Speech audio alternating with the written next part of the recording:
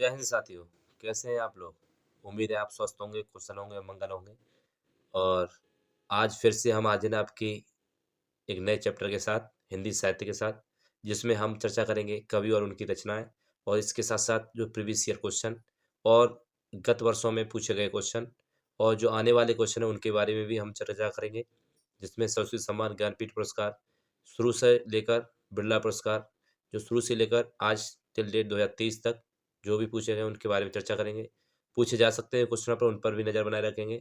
तो आप बने रहें वीडियो के अंत तक, क्योंकि आधा अधूरा ज्ञान नहीं हमारे काम का है, नहीं तो आपके काम का। तो शुरू करते हैं। पहले हम किसी का बायोग्राफी पढ़ेंगे कवि की, उसके बाद उनकी रचनाएँ, फिर उनके उपन्यास, इन पर चर्चा करेंगे। और जो मुख्य मुख्य जो उपन्यास और रचनाएँ हैं, उन पर मैंने हाइलाइट कर दिया गया है।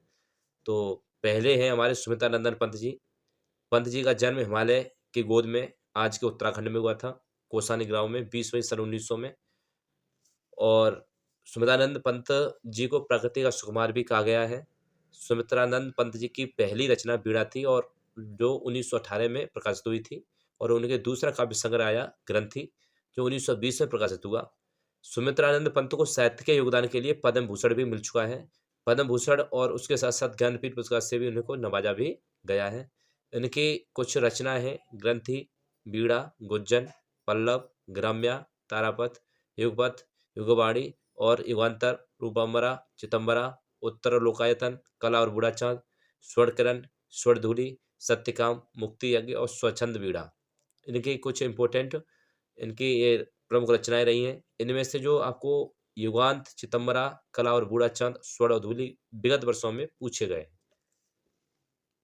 अगला क्वेश्चन है रामधारी सिंह दिन अगला कवि हैं आपके रामधारी सिंह दिनकर जी, जो बिहार के मुंगेर जिले में सामरिया गांव में 30 सितंबर सन 1908 ईस्वी को उनका जन्म हुआ।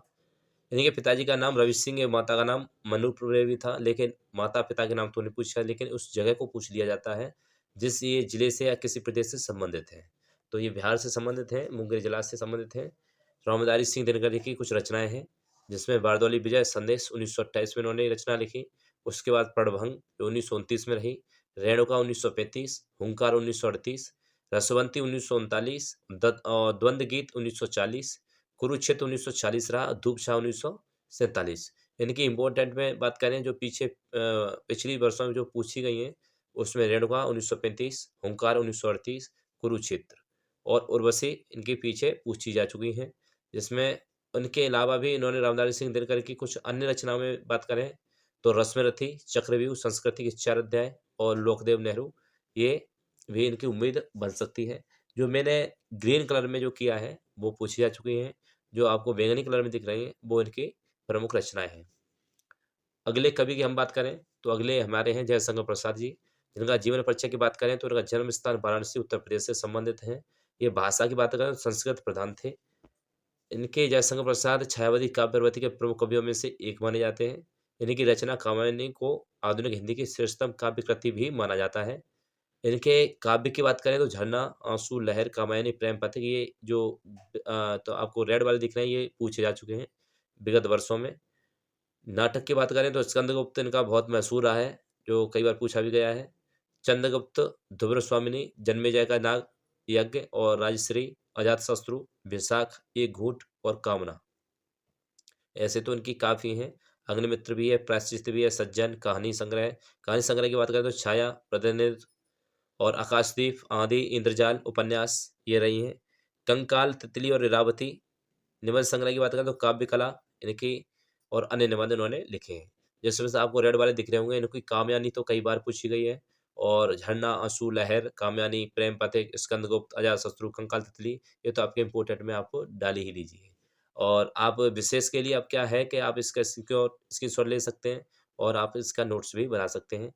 तो अगले कवि हैं हमारे आचार्य रामचंद्र शुक्ल जी, जिनका जन्म सन 1884 ईस्वी को हुआ था, मृत्यु सन 1941 ईस्वी। जन्म स्थान की बात करें तो अगौना, बस्ती जिला, उत्तर प्रदेश में। इनकी भाषा खड़ी बोली रही है। शुक्ल जी की प्रिय रचना तुलसीदास की रामचरितमानस रही है, और ज़्यादातर उसमें उन्होंने अपने काव्य मूल विकसित किए हैं। आचार्य रामचंद्र शुक्ल जी की कुछ रचनाएं इस प्रकार हैं: सूरदास, त्रिवेणी, विचार संधि, चिंतामणि, रश्मिवंशा, मित्रता, साहित्य, कल्पना का आनंद, कविता कविता और क्या है, कविता क्या है सन 1909 में लिखी गई। काव्य में प्रकृति दरस 1922 में लिखा उन्होंने। काव्य में रहस्यवाद 1929 लिखा। प्रेम आनंद स्वरूप, राष्ट्रमत के बोध के विविध रूप। काव्य में लोक मंगल की समाधान स्वस्था। काव्य में अभिवादन जानक 1935। स्वागत भाषण, सूर, तुलसी, जयसी पर की गई आलोचनाएं। काव्य में रहस्यवाद और काव्य में व्यंजनवाद और रस मीमांसा। देखिए कई रचनाएं हैं, लेकिन हमको इम्पोर्टेंट में सूरदास, त्रिवेणी, चिंतामणि, रस मीमांसा, तुलसी, स्वागत भाषण, ये हमने इम्पोर्टेंट में डाल लेनी है। अगले कवि की बात करें हम तो सूर्यकांत त्रिपाठी निराला जी, जिनका जन्म 1897 ईस्वी में हुआ था और जन्म स्थान का रहा है बंगाल, महिसादल राज्य। यानी कि काव्य रचना की बात करें तो सूर्यकांत त्रिपाठी निराला की कुछ प्रमुख रचनाएं हैं, जिसमें अनामिका 1930 में इनकी प्रकाशित हुई। परिमल 1930, गीतिका 1936 में प्रकाशित हुई। अनामिका द्वितीय 1939 में हुई थी। तुलसीदास 1939, कुकुरमुत्ता 1942 बड़ी मशहूर रही है। अडमा 1943 और बेला 1940, जिसमें नए पत्ते 1940, अर्चना 1950, उसके बाद आराधना 1953, गीत कुंज 1954, संध्याकालीन अपरा, बादल राग, राम की शक्ति पूजा, सरोज स्मृति, तोड़ती पत्थर, सच है। तो इनकी कुछ लाइनें भी पूछ ली गई हैं पिछली वर्षों में। ऐसी लाइन दे दी गई थी, बांधो न नाव इस ठाव बंधु, बरदे बीड़ा बादनी बरदे, बाहर में क्या कर दिया गया हूँ। तो ये कुछ लाइनें थी इनकी जो पूछ ली गई थी पिछली बार पिछले एग्जाम में। तो ये थे इनके इम्पोर्टेंट मैंने आपके लिए अलग से लिख दिया है, ऊपर आपको बैंगनी कलर में आपको दिखेगा, जैसे कि अनामिका, परिमल, गीतिका, अनामिका, तुलसीदास, कुकुरमुत्ता, अडमा और बेला। ये इनके इम्पोर्टेंट हैं जो पिछली वर्षों में कहीं न कहीं किसी न किसी पेपर में उत्तर प्रदेश में पूछी गई हैं। अगले कवि हमारे भारतेंदु हरिश्चंद्र का जीवन परिचय की बात करें तो इनका जन्म स्थान काशी उत्तर प्रदेश में रहा है और इनका जन्म 1850 ईस्वी को हुआ था। इनके कुछ रचनाएं भी हैं, जैसे मुद्रा राक्षस, रत्नावली नाटिका, कर्पूर मंजरी, विद्या सुंदर, पाखंड, विडम्बन, धनंजय विजय, बहादुर जननी और दुर्लभ बंधु। जिसमें इनकी प्रमुख रचनाओं में मुद्रा राक्षस, रत्नावली नाटिका और प्रेम माधुरी और बहादुर दुर्दशा 1980 में जो लिखी थी, ये पूछ ली गई हैं। जो आपको रेड दिख रहे होंगे वो इम्पोर्टेंट में है, ये पूछी जा चुकी है। उसके बाद वैदिक हिंसा नवभती 1873 में लिखी आई। सत्य हरिश्चंद्र 1875 में आया था। श्री चंद्रावली 1876 में। विस्मय विषय मोसधम 1876, नील देवी 1881 में, अंधे नगरी 1881, प्रेम पलाप 1877, होली 1879 और मधुमुकल 1881।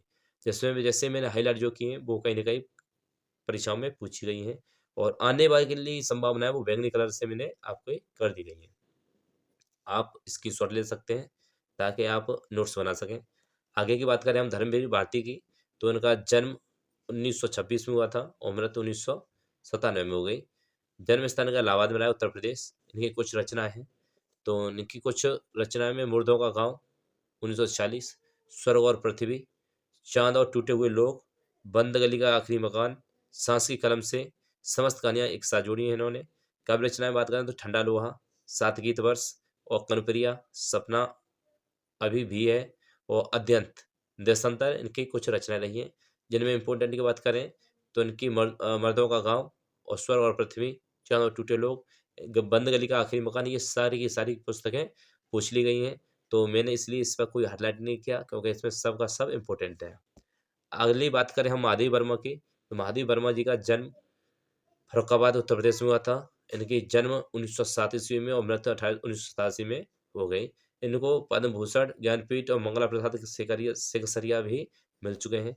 इनके इम्पोर्टेंट कुछ निबंध रचनाएं और कविता संग्रह की बात करेंगे तो नेहार, रश्मि, नीरजा, संध्या गीत, दीपशिखा, सप्तप्रदा, प्रथम, आयाम, अग्निरेखा, चुनी हुई रचनाओं के संकलन नियामक के लिए इनको पद्म ज्ञानपीठ पुरस्कार मिल चुका है। गीत पर्व, परिक्रमा, संधिनी, आत्मिका, दीप गीत, नीलंबरा और विविधि। निबंध की बात करें हम इनके तो हिमालय, छड़दा, श्रृंखला की कड़ियाँ, विवेचनात्मक गद्य साहित्यकार की आस्था और अन्य इन्होंने लिखे हैं। रेखा चित्र की बात करें तो हकीकत चलचित्र 1941 और स्मृति की रेखाएं 1943, स्मरण पंथ के साथी 1956 और मेरा परिवार 1972 में और स्मरण 1983 में इन्होंने लिखा है। सुनिए भाषणों का संकलन की बात करें तो संभाषण 1996 में भी इनकी किताब प्रकाशित हुई थी। तो इनकी इम्पोर्टेंट की बात करें तो निहार, यामा, नीरजा और दीपगीत, नीलम्बरा इनकी इम्पोर्टेंट में रही हैं किताबें। अगले हैं हमारे मुंशी प्रेमचंद जी, जो हिंदी साहित्य के राजा माने जाते थे। तो इसमें इनकी जन्मस्थली लम्ही ग्राम वाराणसी में हुआ था जन्म स्थान। इन्होंने मुंशी प्रेमचंद ने लगभग 1.5 दर्जन उपन्यास और 300 से ज़्यादा कहानियाँ लिखी हैं। उनकी कुछ रचनाएं इस प्रकार हैं। इससे उपन्यास में सेवा सदन 1918 में आया इनका, प्रेमाश्रम 1922, रंगभूमि 1925 में, निर्मला 1925, कायाकल्प 1927, गबन 1928, कर्मभूमि 1932, गोदान 1936 इनकी इंपॉर्टेंट रही हैं। उसके बाद कहानियाँ की बात करें तो कफन, पूस की रात, पंच परमेश्वर, बड़े घर की बेटी, बूढ़ी काकी, दो बेलों की कथा, इनकी कहानियाँ भी रही हैं। कहानी संग्रह की बात करें तो नमक का दरोगा, प्रेम पचीसी, सोजे वतन, प्रेम तीर्थ, पांच फूल, सप्त सुमन, बाल साहित्य इनकी कुछ कहानी संग्रह रहे हैं। कविताएं की बात करें तो ख्वाहिशें, कलम के जादूगर, दुनिया में यूं तो हर किसी का साथ संग मिला, हिंदू और मुसलमान जीवन का रहस्य, मोहब्बत रूह की गीजा है, ईदगाह। मुंशी प्रेमचंद ने कहानी, नाटक, उपन्यास, लेख, आलोचना, संस्मरण, संपादकीय जैसी अनेक विद्याओं में साहित्य का सृजन किया है, जिन्होंने कुल 300 से ज्यादा कहानियां, 3 नाटक, 15 उपन्यास, 10 अनुवाद, 7 बाल पुस्तकें लिखी हैं। इन्हें उपन्यास सम्राट भी माना जाता है। अगले कवि हमारे रसखान जी, रसों के खान। तो इनका वास्तविक नाम है सैयद इब्राहिमा, जन्मस्थल इनकी दिल्ली रही है और इनकी भाषा ब्रज है, शैली मुक्तक रही है। रसखान के बारे में जाने तो रसखान की रचनाओं में कृष्ण के रूप, माधुर्य, ब्रज की महिमा, राधा व कृष्ण की प्रेम लीलाओं का वर्णन मिलता है। रसखान के दोहे, सवैया, कवित्त और छंद ने ब्रज भाषा के साहित्य को विपुल संस्कार दिए हैं। कृष्ण प्रेम ने उन्हें भक्ति कवि का दर्जा दिलाया है। रसखान का पूरा नाम सैयद इब्राहिम है। उनका जन्म 1533 ईस्वी से हुआ था और 1558 के बीच हुआ था। 58 उनका देहांत हो गया। उनका जन्म पिहानी, हरदोई जिला, जो उत्तर प्रदेश में पड़ता है। रसखान की कुछ रचनाएं इस प्रकार हैं। गारी खाएगो अरे गवार, और दूसरी है इनकी शेष गणेश महेश दिनेश, आगे बहुत लंबी है। अली पगे रंगे जे रंग सामरे, एक है काहू कहू सजनी संग की, एक है अग्नि अंग मिलाए दो, और एक है एक समय मुरली धुनी, देखो रूप अपार, और एरी चतुर सुजान, प्रेम वाटिका, सुजान रसखान, दान लीला, अस्तायमा, इनकी ये रचनाएं रही हैं। पद की बात करें छंदबद्ध दोहे का संग्रह भी इन्होंने ही बनाया है। अगले कवि हमारे मलिक मोहम्मद जायसी, जिनके जीवन परिचय की बात करें तो जन्म स्थान का जायसरा है। पिता शेख ममरेज बाहरी लेखक थे। इन्होंने कुछ रचनाएं लिखी हैं और कुछ पुस्तकें भी लिखी, इन पर हम गौर करेंगे। मौलिक मोहम्मद जायसी ने पद्मावत, अखरावट, आखिरी कलाम, बरामासा, कहरनामा, चित्ररेखा, कनावत और नागमती वियोग, नक्सिक आदि पुस्तकें इन्होंने लिखी हैं रचनाओं के साथ। मलिक मोहम्मद जायसी ने 25 रचनाएं लिखी हैं। उनकी सबसे प्रसिद्ध रचना पद्मावत है, जो 1540 में लॉन्च हुई थी। इसमें से 1303 में अलाउद्दीन खिलजी द्वारा चित्तौड़ की ऐतिहासिक घेराबंदी कहानी का वर्णन भी किया गया है। मलिक मोहम्मद जायसी की रचनाओं में इतिहास और कल्पना का अद्भुत मिश्रण देखने को मिलता है। इनमें लोक संस्कृति में लोक जीवन का वर्णन भी है। इन रचनाओं में लौकिक प्रेम के साथ अलौकिक प्रेम की व्यंजना भी देखने को मिलती है। अगले हमारे यहाँ अयोध्या सिंह उपाध्याय, हरिऔध जिनको बोलते हैं। हरिऔध जी का जन्म सन 1824 में जिला आजमगढ़ में हुआ था, जो निजामाबाद कस्बा आजमगढ़ में पड़ता है। सन 1945 में इनका निधन हो गया था। बात करें अयोध्या सिंह उपाध्याय की, उनको हरिऔध के नाम से कुछ बुलाया जाता था। लेकिन कुछ रचनाएं हैं। कवि सम्राट, विदेही वनवास, जो विदेही वनवास सीता वनवास, परिजात, रस कलश, चुबते चौबदे, चौके चौबदे, ठेठ हिंदी का ठाठ, अधगला फूल, ये इनकी कुछ रचनाएं रही।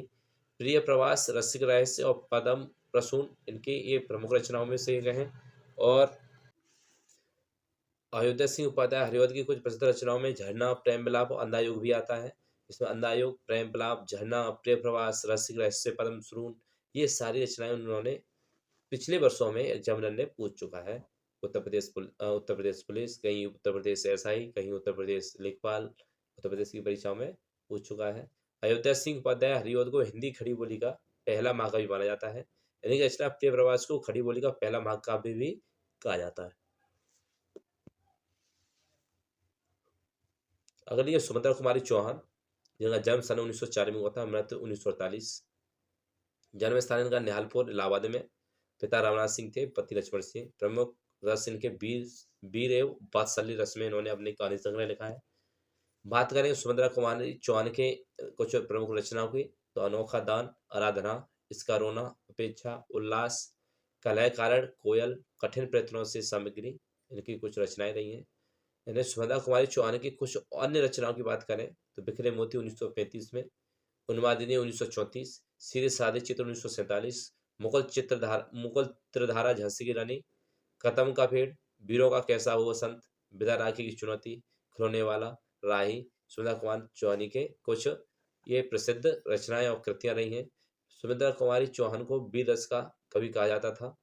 उनके कविता संग्रह का नाम मुकुल और चित्रधारा है। उनके कहानी संग्रह से कुछ इस प्रकार हैं, जैसे बिखरे मोती, उन्मादिनी और सीधे सीधे चित्र। अगले हमारे सूरदास जी। सूरदास जी का जन्म स्थान रुणकता ग्राम, जो उत्तर प्रदेश में है। पिता का नाम श्री रामदास। रचनाएं सुरसागर, सुरावली, साहित्य लहरी। साहित्य में स्थान अष्टाभ एवं भक्तकाल के श्रेष्ठ कवि को इन्हें को माना गया है। नागरी प्रचारणी सभा द्वारा प्रकाशित हस्तलिखित पुस्तकों की विवरण तालिका में के मुताबिक सूरदास ने 16 ग्रंथ लिखे हैं। इनमें से ग्रंथ कुछ शामिल हैं, जैसे कि सुरसागर, सुर सरावली, साहित्य लहरी, नल दमयंती, ब्याहलो, 10 मस्कंद, टीका, नागलीला, भागवत, गोवर्धन लीला, सूर पचीसी, सूर सागर, प्राण प्यारी। सूरदास की सबसे मशहूर रचना सूर सागर रही है। इसमें 1.25 लाख पद थे, लेकिन अब 7-8 हजार पद ही मिलते हैं। इस ग्रंथ में सूरदास ने भगवान श्री कृष्ण की लीलाओं का वर्णन भी किया है। अगले हमारे कवि हरवंश राय बच्चन जी, जो उत्तम बच्चन के पिताजी हैं। जन्म स्थान का प्रयागराज यानी आज का वर्तमान में इलाहाबाद रहा है, और उनकी कुछ रचना है।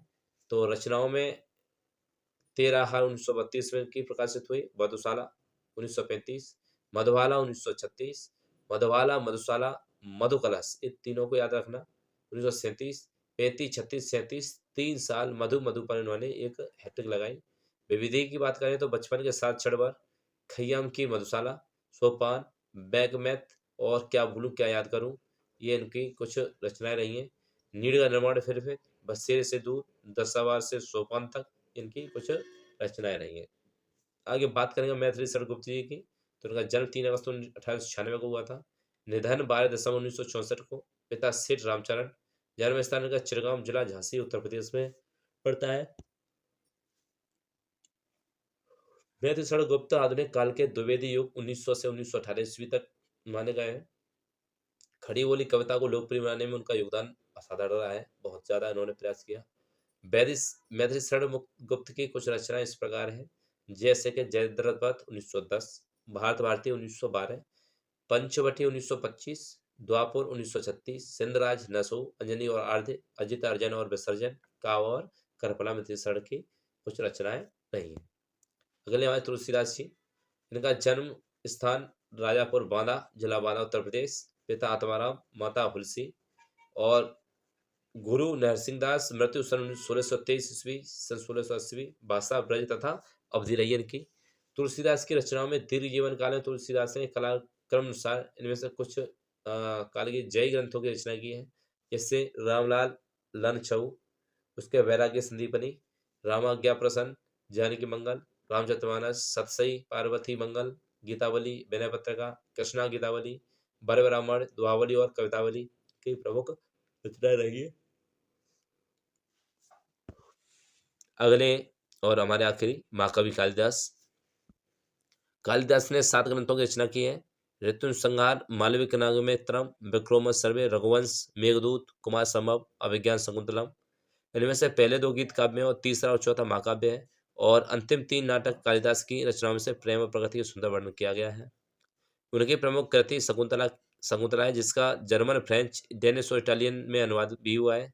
कालिदास को भारतीय शेक्सपियर और भारतीय कवियों का राजकुमार भी माना जाता है। कहा जाता है कि तुलसीदास गुप्त वंश के चंद्रगुप्त द्वितीय, विक्रमादित्य के 9 रत्नों में से एक थे। तो ये हमारा आखिरी था। आगे हम लगाएंगे अब क्वेश्चन जो साहित्य से संबंधित हैं, जिसमें जितने भी पुरस्कार साहित्य से दिए गए हैं उनकी हम चर्चा करेंगे।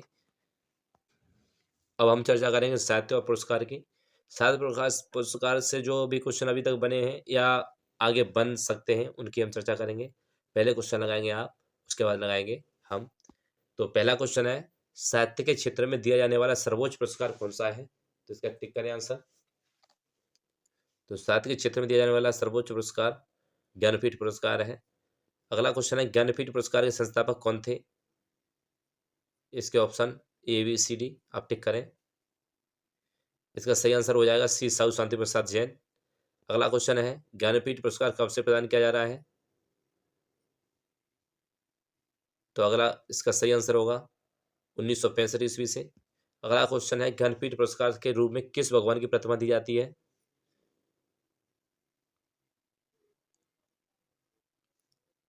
इसका सही आंसर हो जाएगा ऑप्शन नंबर सी, वाग्देवी की कांस्य प्रतिमा। अगला क्वेश्चन है, ज्ञानपीठ पुरस्कार के तहत कितनी राशि पुरस्कृत साहित्य को प्रदान की जाती है? इसका सही आंसर हो जाएगा 11 लाख रुपए। अगला क्वेश्चन है, भारतीय ज्ञानपीठ पुरस्कार के प्रथम विजेता साहित्यकार थे? इसका सही आंसर हो जाएगा जी शंकर कुरूप। अगला क्वेश्चन है, जी शंकर कुरूप को किस भाषा के लिए ज्ञानपीठ पुरस्कार दिया गया था? तो इसका सही आंसर हो जाएगा मलयालम भाषा। अगला क्वेश्चन है, ज्ञानपीठ पुरस्कार प्राप्त करने वाले पहली महिला गायक कौन थी? तुम सबके गलत होंगे ये आंसर। सही आंसर है आशापूर्णा देवी। अगला क्वेश्चन है, ज्ञानपीठ पुरस्कार प्राप्त करने वाली प्रथम हिंदी लेखक कौन था? आपको कहीं भी डाउट हो आप पीछे जा सकते हैं। इसका सही आंसर हो जाएगा सुमित्रानंद पंत जी। अगला क्वेश्चन है, सुमित्रानंद पंत को उनकी रचना चितंबरा के लिए कब ज्ञानपीठ पुरस्कार दिया गया था? इसका सही आंसर है 1968। अगला क्वेश्चन है, रामधारी सिंह दिनकर को ज्ञानपीठ पुरस्कार कब दिया गया? तो आप इसका आंसर दें। तो इसका आंसर है 1972 ईस्वी। अगला क्वेश्चन है, रामधारी सिंह दिनकर कौन सी किस रचना के लिए ज्ञानपीठ पुरस्कार मिला? पहली बात तो ये, आपको इस वीडियो की स्पीड ज़्यादा लग रही है क्योंकि मैं बोलता तेज हूँ, जल्दी से बोलता हूँ, तो आप इसे स्लो कर सकते हैं और नहीं इसे नॉर्मल चला सकते हैं। और फिर भी आपको धीमी इसकी स्पीड लगती है, मेरी स्पीड आपको धीमी लगती है, तो आप इसमें स्पीड भी बढ़ा सकते हैं। तो इसका सही आंसर हो जाएगा उर्वशी। अगला क्वेश्चन है, अमिताभ घोष को ज्ञानपीठ पुरस्कार कब दिया गया? इसका सही आंसर है 2018। आपको सिर्फ 5 सेकंड मिलेंगे। 2019 में 55वां ज्ञानपीठ पुरस्कार किसे दिया गया? तो इसका सही आंसर हो जाएगा अच्युतम अच्युतम नंबूदरी। लाइक और शेयर जरूर करते रहें ताकि तुम्हारे साथ साथ किसी और का भी भला हो जाए। जगह कोई किसी की नहीं लेता, लेकिन इससे क्या है कि किसी की मदद हो जाती है तो ज्ञान बढ़ता है, और ज्ञान आधारित से हमको ये भारत बनाना है, इसीलिए इसको शेयर जरूर करें। क्योंकि ज्ञान एक विषय में नहीं हर विषय में होता है, तो वो ही ज्ञानी होता है। ऐसे अक्कितम अच्युतम नमूदरी जी को ले लीजिए, इनसे 800 से ज़्यादा किताब, वो 8000 से ज़्यादा किताब पढ़ चुके हैं ये। वर्ष 2002 के लिए 57वें ज्ञानपीठ पुरस्कार से नवाजा गया है, तो ये मिला गया दामोदर मोजे और नीलमणि फूकन को। वर्ष 2022 के लिए 57वें ज्ञानपीठ पुरस्कार से नवाजा गया है, तो दामोदर मोजे और नीलमणि फूकन को। साहित्य अकादमी की स्थापना किस वर्ष हुई थी? इसका सही आंसर हो जाएगा 1954। अगला क्वेश्चन है, हिंदी भाषा के लिए पहला साहित्य अकादमी सम्मान किसने दिया गया? तो ये हो जाएंगे माखनलाल चतुर्वेदी हेमतरंगिणी के लिए। अगला क्वेश्चन है, अंग्रेजी भाषा के लिए पहला साहित्य अकादमी सम्मान किससे दिया गया था? तो इसका सही आंसर हो जाएगा आर के नारायण। अगला क्वेश्चन है, हिंदी भाषा के लिए इस वर्ष 2022 में साहित्य अकादमी पुरस्कार किसे मिला? इसका सही आंसर हो जाएगा बद्रीनारायण तुमड़ी के शब्द के लिए। अगला क्वेश्चन है, वर्ष 2023 का साहित्य अकादमी पुरस्कार किसे मिला? ये मिला था संजीव। रचना थी इनकी मुझे पहचानो। अगला क्वेश्चन है, साहित्य अकादमी का मुख्यालय कहाँ स्थित है? तो सही आंसर हो जाएगा नई दिल्ली। अगला है, के बिरला फाउंडेशन द्वारा 1991 में साहित्य के क्षेत्र में उत्कृष्ट योगदान के लिए किस सम्मान की स्थापना की जाती है?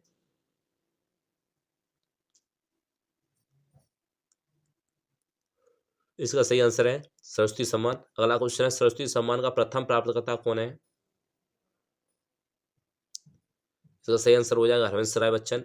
अगला क्वेश्चन है, हरवंश राय बच्चन को उनकी किस कृति के लिए सरस्वती सम्मान और किस वर्ष दिया गया था? इसका सही आंसर है 4 खंडों की आत्मकथा। अगला क्वेश्चन, सरस्वती सम्मान किस क्षेत्र के विशिष्ट कार्य के लिए दिया जाता है? तो सही आंसर साहित्य। अगला क्वेश्चन, सरस्वती सम्मान तहत कितनी राशि पुरस्कृत साहित्यकार को प्रदान की जाती है? इसका सही आंसर हो जाएगा 15 लाख रुपए। अगला क्वेश्चन वर्ष 2013 साहित्यकार गोविंद मिश्र को हिंदी भाषा के लिए सरस्वती सम्मान उनकी किस रचना के लिए मिला? सही आंसर हो जाएगा धूल और पौधों पर। अगला क्वेश्चन है वर्ष 2021 रामदास मिश्र को उनकी किस रचना को हिंदी भाषा के लिए सरस्वती सम्मान मिला? इसका सही आंसर हो जाएगा मैं तो यहाँ हूँ। अगला क्वेश्चन है वर्ष 2022 का सरस्वती सम्मान किसे मिला? इसका सही आंसर हो जाएगा शिवशंकरी सूर्यवंशम के लिए। अगला क्वेश्चन है व्यास सम्मान पुरस्कार की स्थापना कब की गई? इसका सही आंसर हो जाएगा 1991। अगला क्वेश्चन है व्यास सम्मान से सम्मानित प्रथम लेखक कौन थे? सही आंसर हो जाएगा रामविलास शर्मा जी थे। आगे क्वेश्चन है व्यास सम्मान पुरस्कार को 1991 में किसने प्रारंभ किया था?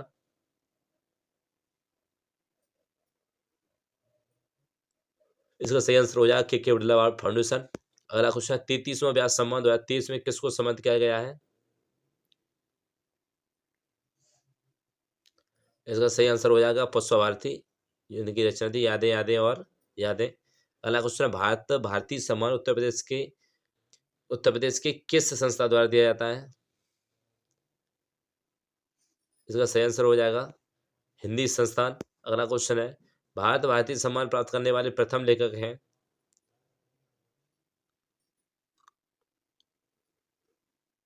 इसका सही आंसर हो जाएगा महादेवी वर्मा। अगला क्वेश्चन है भारतीय सम्मान की स्थापना कब की गई?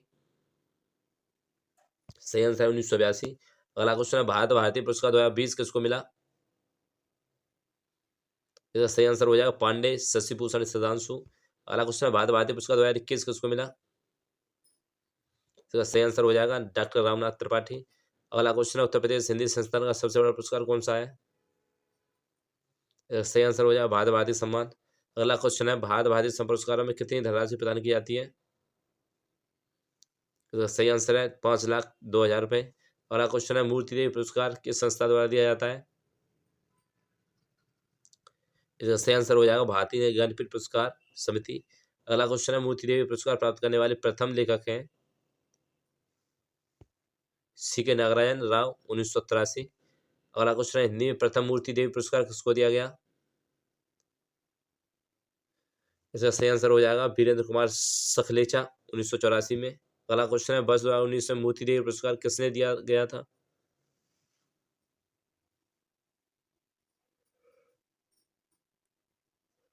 इसका सही आंसर हो जाएगा विश्वनाथ प्रसाद तिवारी। आस्ती और भगवती आत्मकथा। अगला क्वेश्चन है मूर्ति देवी पुरस्कार में कितनी धनराशि प्रदान की जाती है? इसका सही आंसर हो जाएगा 4 लाख रुपए। ये हमारी क्लास के लास्ट सवाल।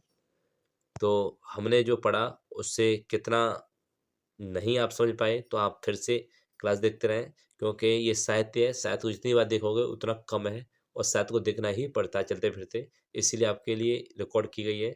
तो आप लाइक सब्सक्राइब और फॉलो करें और हमारे हाथ मजबूत करें। धन्यवाद। थैंक